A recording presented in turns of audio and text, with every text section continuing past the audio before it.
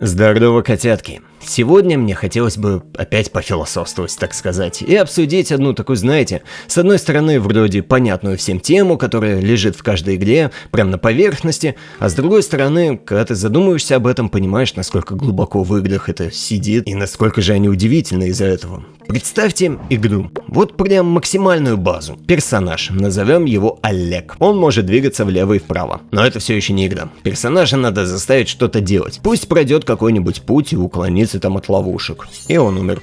Что в любой игре произойдет дальше после этого события? Загрузится последний чекпоинт, и игрок попробует еще раз. И вот как раз таки этот момент заставил меня задуматься о повторяемости в играх. В этом видео я расскажу, что такое игровые цикличности, ритмичности, репетативности и что общего между прослушиванием музыки по дороге на работу и ресурсами в Варфе. По крайней мере, в моем представлении идеального мира, игры устроены именно так, и мне хотелось бы поделиться с вами своим взглядом на то, как устроен гринд. Какое страшное слово, да? У меня оно всегда ассоциируется с чем-то очень душным и долгим. И пока я делал этот ролик, я как-то стал добрее воспринимать это слово, ибо нашел, что большая часть игр могут называться гриндовыми, в зависимости от того, под каким углом ты на них смотришь, или какой у тебя вообще взгляд на игры в целом. И вот так как я рассматриваю гринд как выполнение одинаковых действий, а не как факт того, что в Варфе надо зафармить кучу сплавов для кошака там, например, да, или чего-то такого, я постараюсь максимально избегать этого слова, да и не мучить вас своим произношением. Итак, назад к нашему Олегу. Он умер и вернулся к жизни. Вот возьмем этот момент и рассмотрим под иным углом. С точки зрения повествования, это ненормально. Да, в искусстве есть примеры, где сюжет строится на постоянном повторе смерти главного героя. Однако все мы понимаем, что подобные обстоятельства и тема имеют свои пределы в увлекательности. Ведь каждый следующий фильм или книга со схожим приемом будут восприниматься как еще один день сурка. Никому не интересно смотреть одну и ту же сказку по 100 раз. По крайней мере, это не способствует тому, чтобы тебя долго интриговать. А вот в играх как будто бы все наоборот.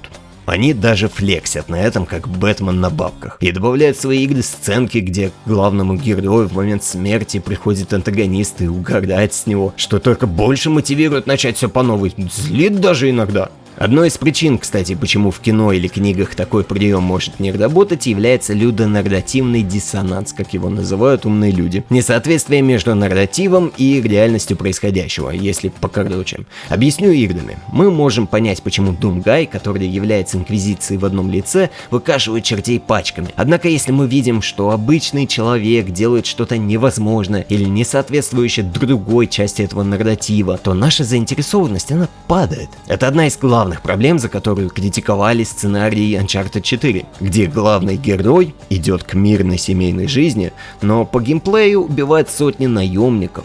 Лично у меня подобные чувства вызывает сюжет Варфа. По сути, ты играешь за глупого подростка, который проходит постоянно какие-то внутренние конфликты, очень схожие, кстати, с подростковыми драмами. И в то время как сюжет позиционирует тебя как очень благородную и честную породу собаки, геймплейно ты выкашиваешь целые цивилизации. Причем это не просто какие-то монстры, это живые мотивы люди. По лору у них есть мысли, желания и даже семьи. В ранние годы нарративно этому было все-таки какое-то объяснение, а у нас тут война идет, и ты машина. А теперь у нас тут война идет, но ты ребенок на войне. И когда появляется сцена, где наш маленький Гитлер плачет из-за того, что какого-то там инопланетянина убили где-то там, когда-то там, то это вызывает у меня больше непонятную неприязнь. Но я отошел от тем, что очень сильно отличает игры от кино и литературы. Если взглянуть на структуру того же самого Дня сурка, да и вообще любого фильма, то можно увидеть, что повествовательно он будет иметь начало и конец. В сурке сцены постоянно будут возвращаться к одному моменту, а меняться будет лишь содержание между этими сценами. То бишь, если иллюстрировать, то это будет, обычная петля, двигающаяся вперед. И по своей структуре игры очень похожи именно именно на эту петлю. Заметьте, я сказал похоже. Как бы да, во-первых, золотой геймплей. Это и есть та самая петля из чередования твоих активностей. Все, кто играл во всякие God of War или Last of Us, это отлично чувствуют. Вот ты смотришь кат-сцену, потом плывешь на лодке, потом смотришь кат-сцену и опять плывешь на лодке, дерешься с монстрами, после чего опять кат-сцене или лодке, ну или задачки там какой-нибудь и так далее, пока наша петля не дойдет до самого конца сюжета и геймплея. Однако в играх также присутствует постоянное ответвление от этого основного нарратива в виде смерти действующего лица, что создает новые витки в основной петле сюжета. И тут почему-то у нас не возникает людонарративного диссонанса, извините. Вот просто представьте, главный герой умирает. Согласитесь, это быстро приедается, как в кино главный герой постоянно дохнет, и тебе делают такой сценарный кульбит а-ля «да не, он жив». А в играх мы каким-то образом укоренили другой взгляд на смерть в нашем подсознании. Мы не воспринимаем ее как конец, а скорее как неотъемлемую часть нашего пути, особенно если какой-нибудь Souls зашел. В самом здравом смысле лучше смотреть на смерть в игре, как на то, над чем стоит поработать, научиться чему-нибудь с этого. И вот есть игры, которые породили из этого акта смерти главного героя новую форму повествовательности. Рогалики. Вся их суть в том, что ты должен умереть. В них смерть берется как основной элемент геймплея. Прогрессия идет от неудачи. Где-то тебе за это дается экспа, где-то ты оставляешь себе какие-то ресурсы, а где-то ты набираешься опыта о мире, который тебя окружает, как в Нойта. Игра строится на том, чтобы постоянно спускаться в подземелье, где все, вот прям все каким-то образом взаимодействует со всем, что есть в этой игре. И это действительно прикольно, я советую попробовать. И хоть даже такой геймплей можно выражать как некое повествование, мне бы хотелось обратить ваше внимание на такие более сюжетно ориентированные проекты в жанре рогаликов, как Hades, например. Есть еще Returnal и Deathloop, кстати. И вот эти игры, они встроили акт смерти нашего персонажа в сам сюжет и превратили его тоже в рогалик. Подумайте, сюжетный рогалик. Однако Returnal'ом я боюсь спугнуть зрителя, ибо все такое сайфайное и непонятное. Deathloop вообще весь сюжет просто спамит тебя бесконечным количеством записок. Поэтому для примера будем использовать более простой Hades. Да и как Immersive Sim, та игра сосет. А жанр симуляторов погружения отлично вписывается в концепт реиграбельности игр. Hades. Главный герой, сын Аида, узнает, что на Олимпе у него есть семья, которая проживает там беззаботную жизнь и веселится. А наш персонаж вынужден сидеть в аду и выполнять самую скучную работу по функционированию ада. И большая часть этой работы, конечно же, бумажная волокита. Это уже создает крючок для игрока, который, закончив играть, скорее всего пойдет на работу. Че, мужики, завтра на завод, да? И согласитесь, когда мы на работе, хочется свалить с нее и пойти заниматься чем угодно, что не будет с этим связано. Вот этим, например. И чем приколен Hades, так это не тем, что ты можешь там красиво накидывать за щеку всяким боссам и комбинировать там кучу способностей, чтобы в каждом забеге делать какую-нибудь имбу и типа ребята, поиграйте в Hades, это весело, ха-ха. Нет. В Hades важно то, как сценаристы показывают наши желания и наше отношение к работе. С самого начала главный герой прибегает к простому решению – сбежать из ада. Как два пальца об асфальт. А осуществив первый забег, он сталкивается с суровой правдой. Из ада не уйти, от работы не сбежать. Твой персонаж проклят и просто не может находиться на поверхности. Как и ты не можешь существовать без работы. Получается, главная мотивация героя потеряна, так зачем пытаться снова? А вот тут тогда делать небольшой поворот. Теперь у тебя другая цель подниматься. Твоя настоящая мать, которая ждет тебя там наверху. В конце концов, твоей целью становится не подняться наверх к богам и жестко затусить с вечно пьяным Дионисом, что, если честно, достаточно наивно и глупо, а вернуть члена семьи домой. По мере выполнения этой задачи ты будешь встречать других персонажей со своими историями. И самой главной особенностью является то, что без попыток подняться наверх ты не узнаешь, что же случилось у них там в прошлом, или как они проходят свои внутренние конфликты в настоящем, а то бишь очередного повтора того же самого забега, что ты сделал уже десятки, а то и сотни раз. И не буду говорить о том, какие у них классные истории, это каждый определяет для себя сам. А игру я просто использую как пример. И вот, казалось бы, рано или поздно этому должен же наступить конец. Все второстепенные задачи закончатся, все истории рано или поздно дойдут до конца. Кроме одной. Как я уже сказал, это игра сюжетных рогалик. Если вне сурка есть финальные титры, после которых ты, скорее всего, пойдешь смотреть что-то другое, в Хейдес после титров тебе дают самую ультимативную причину продолжать твои забеги. Раз мы в аду, из которого нельзя сбежать, то почему бы нам не делать это в качестве работы и не проверять системы защиты подземного мира? Та самая работа, от которой нас воротило в начале. А раз герой бессмертен, то это самый настоящий луп, который невозможно повторить в кино или книгах. И вот всем этим игра также проводит такую классную параллель с работой. Опять же, вместо нее я бы с радостью бегал по подземельям, лутал бы награды, решал бы какие-нибудь задачи. А чем это, кстати, отличается от обычной работы? На работу мы также приходим как в какой-то данж с вурдалаками, где мы будем решать определенные задачи для получения наград. Вы скажете, ну это монотонно и репетативно. А вот это, хотите сказать, не монотонно и не репетативно? Да, каждая игра построена на том, чтобы заставить тебя выполнять одно и то же. Любую игру можно разбить на 3 цикла. 3 моторчика, двигающих игровой процесс. Первый будет вращаться за счет выполнения каких-либо базовых механических действий.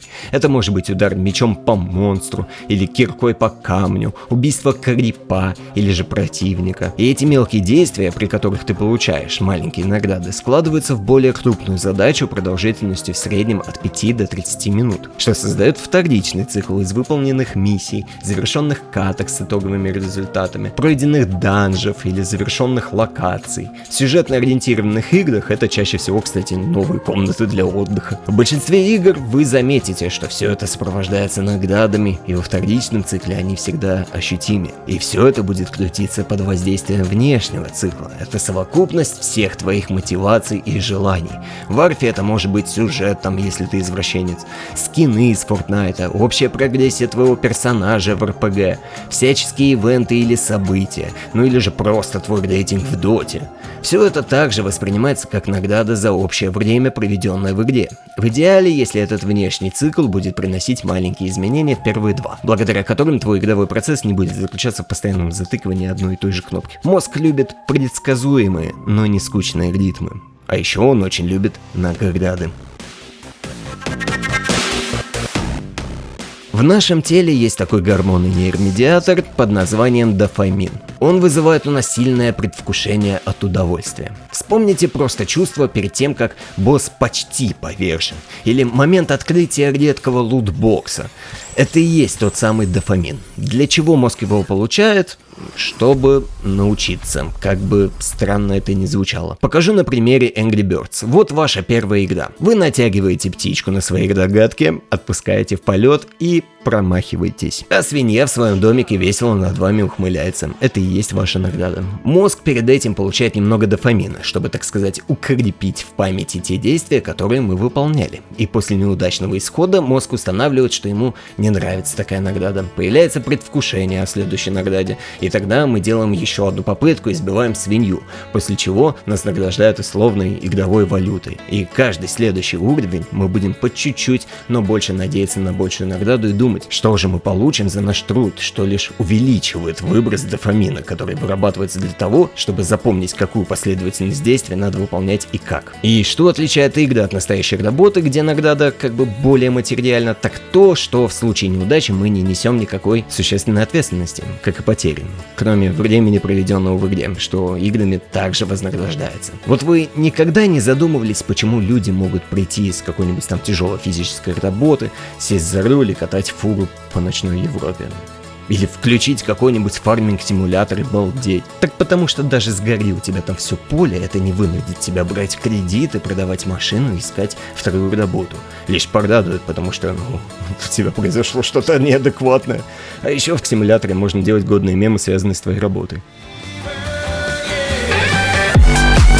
Но вернемся к наградам и почему в играх они работают иначе. В 30-х годах один психолог проводил эксперименты с крысами. Он научил крысу дергать за рычаг, чтобы получить вкусняшку. И вот что он заметил. Если давать награду случайно, то поведение крысы становится маниакальным. Животное начинает нажимать на рычаг бесконечно, боясь пропустить момент выдачи еды. И в наше время нейробиологи догадались, что люди точно такие же крысы. Ведь из-за того, что дофамин выделяется не в момент получения приза, а в момент его ожидания, эта созданная непредсказуемость создает этот постоянный выброс, заставляя мозг бесконечно дергать за рычаг и думать, а вдруг следующий пост будет интереснее, а вдруг следующая награда будет значимее.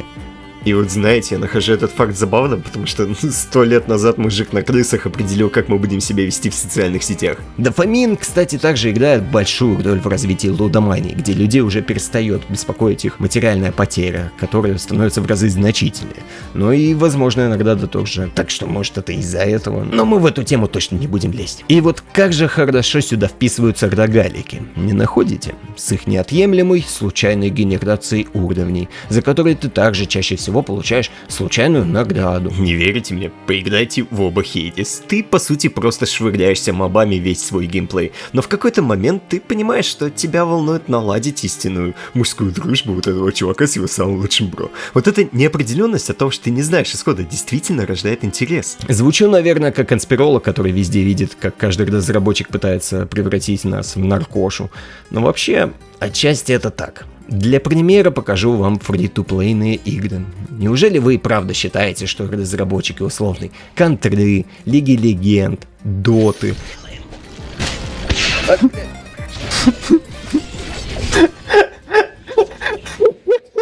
или любого большого проекта никогда не задумывались над тем, а как бы нам заставить людей проводить больше времени в наших бесплатных играх и тратить в них деньги. И мой любимый инструмент, который они используют для этого, это простая человеческая гордость. Знаешь, что это? Это не просто цифра. Помимо того, что она является наградой за твои труды, она также олицетворяет уровень твоей самооценки. Как часто ты слышишь «у меня столько-то часов в этой игре» или «у меня даймонд там-то, там-то». Говоря это, да и слушая, мы неосознанно даже сравниваем нашу цифру с цифрами других людей. Потому что так устроен человек. Он таким образом проверяет свое соответствие нормам в социуме. Исторически мы показали, что всякие титулы и награды появились не из-за того, что людям просто так этого захотелось, а потому что нам важно определять себя в некоторой таблице, будь то власть, деньги или умения. И да, я понимаю, бывают исключения, но по большинству, что происходит, когда человек берет глобала в Контре или предатора в Апексе? Он об этом похвастается среди своих друзей. Если у тебя нет друзей, то в таких играх часто присутствует лидерборды, чтобы ты все еще мог сравнивать себя с другими и видеть, что ты лучше 95% этих лохов. И вот есть исследования даже, которые подтверждают, что люди склонны начинать идентифицировать себя вот со своим рейтингом и вместе с ним с игровыми аватарами, особенно в компетитив играх. На мой взгляд, именно этим элементом больше всего пользовалась Flappy Bird. Не зумеры могут вспомнить, какой баг в мобильном гейминге совершила эта игра. И как людям в прямом смысле сносило крышу на почве того, чтобы набить больший результат. Ибо эта цифра выступала как определитель твоей социальной нормальности. А раз все играют в эту игру, то и ты должен. Подсознательно отставание от друзей в цифре рекорда ощущалось как страх потерять возможность общаться с ними.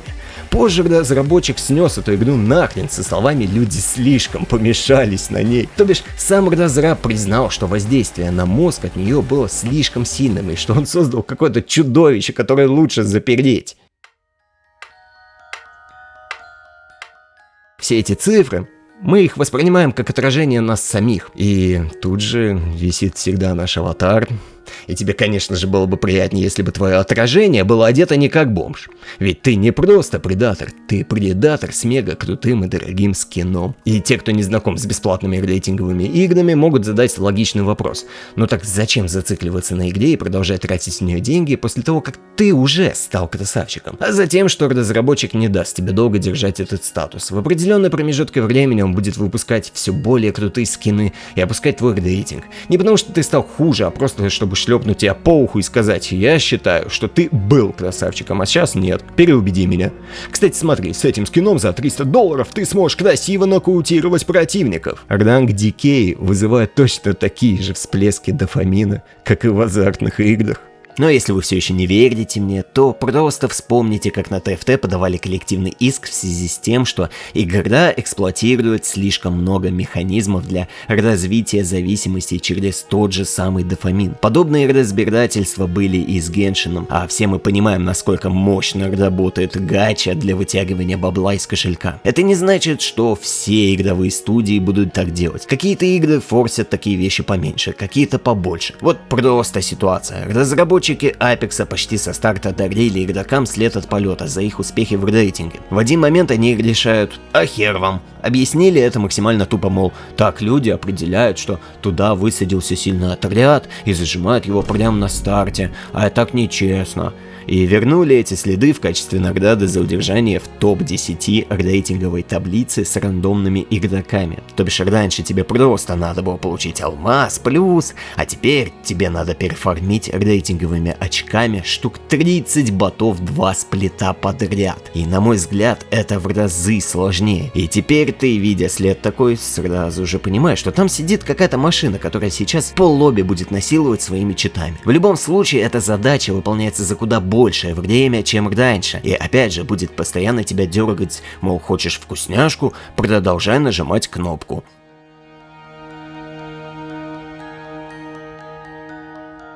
Он уже открывает паки. Да как этот парень засунул свою кредитку сюда? Кделик.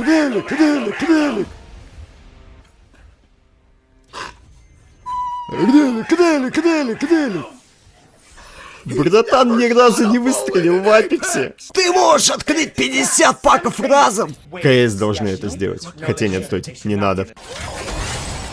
Да, голда. Я не думаю, что ты получил. Голда? Ну и теперь хорошая сторона. Теперь тебе нужно купить 350.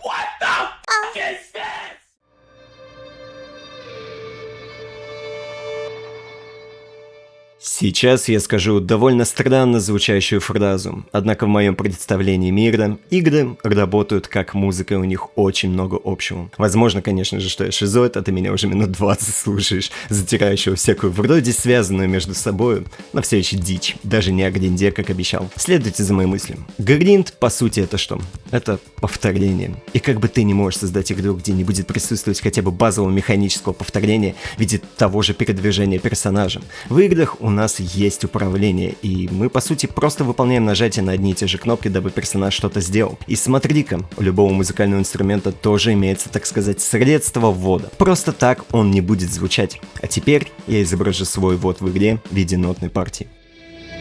Это и есть ритм игры.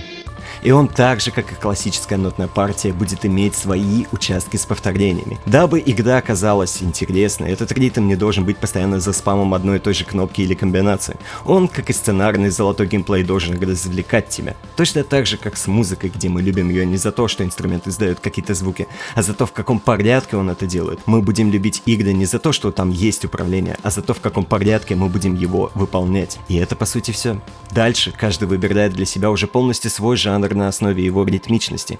Как вам то, что в большинстве случаев наш музыкальный вкус очень сильно коррелирует с тем, во что мы играем. И как бы логично, те, кто любит сильные энергичные ритмы музыки, в играх будут также стремиться к таким же ощущениям от всего этого. И вот сейчас я думаю, глупо будет звучать, что когда мы слышим музыку, но ничего не происходит. Нет, мы, люди, искренне любим музыку. Где, как все наши чувства, зарождается вот эта вот любовь к музыке? Вот тут. Интересный факт. Прослушивая музыку, наш мозг начинает работать как машина для предсказания, постоянно предугадывая, какая нота последует дальше, что, кстати, также дает нам дофамин. Наш мозг реагирует на музыку, и нейроны начинают вибрировать, так сказать, в такт мелодии, ведь он также работает ритмами. У него их целая куча, я говорю не только об альфа, бета и сигма волнах. Вот, например, в том, как мы спим, есть некоторая ритмичность и цикличность. И когда ты смотришь на игры вот под таким углом, они перестают восприниматься как просто красивая картинка с музыкой и эффектами. А любое занятие, которое ты в них выполняешь, перестает восприниматься неотъемлемой задачей, как работа. Хотя и имеет очень много чего с ней общего. Ведь все это становится частью одного большого исполнения. Игры становятся музыкальным инструментом для того, чтобы получать удовольствие и даже смысл жизни. Многие, кто постоянно слушает музыку, могут сказать, какой вообще смысл жить без нее. И за это я и люблю игры больше всего на свете. Потому что они являются моим способом включить музыку, пока ты живешь в своем в Задрищенской и едешь на работу, дабы не думать о том, насколько серым может казаться окружающий мир. Игры для меня это не побег от реальности, а способ почувствовать ее сильнее. Это возможность не просто существовать между работой, счетами и ожиданием выходных, а действительно проживать моменты, потому что, как и музыка, они не обязаны приводить тебя к какой-то великой финальной точке. Их ценность в самом процессе, в самом ритме. Мы не слушаем любимую песню ради ее последней ноты. Мы любим весь путь от первой секунды до финального затихания. Точно так же и игры. Не про титры в конце, не про выбитую платину и даже не про победу над финальным боссом. Они про то, что происходит между этим, про каждое повторение, которое вдруг перестает быть рутиной и становится частью чего-то большего. И, наверное, в этом-то и есть главный парадокс гринда. Со стороны он выглядит как бессмысленное повторение одних и тех же действий. Но изнутри, если ритм тебе подходит, это уже не повторение, это поток. Это состояние, в котором ты не тратишь время, а наконец-то начинаешь его чувствовать. Возможно, смысл вообще не в том, чтобы постоянно искать какую-то грандиозную цель, а в том, чтобы найти свой ритм. То, ради чего тебе хочется снова нажать на кнопку «Начать игру», снова выйти из дома, снова прожить еще один день. И для кого-то это музыка, для кого-то спорт, а для меня пусть это будут игры. Потому что иногда все, что тебе нужно, чтобы не потеряться в жизни, это просто услышать ту самую свою любимую мелодию.